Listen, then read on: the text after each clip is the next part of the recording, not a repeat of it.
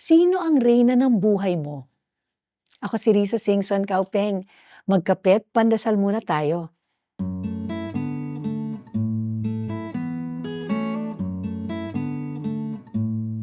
Saint Louis de Montfort was so devoted to the Virgin Mary as queen that he would kneel before her statues in public squares and call her my sovereign. Kinukutya siya ng mga tao pero walang pake si Louis. Malalim ang pagkaintindi niya that serving the Queen of Heaven was the highest honor any soul could have. The belief in Mary's queenship goes way back to the early church fathers. Through centuries of art, prayer, and devotion, Catholics recognized Mary's royal dignity.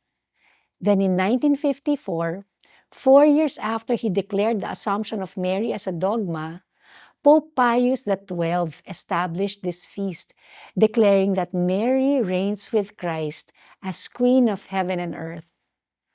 Unlike earthly monarchs who rule through power and fear, Mama Mary, as our Queen, reigns through love and intercession.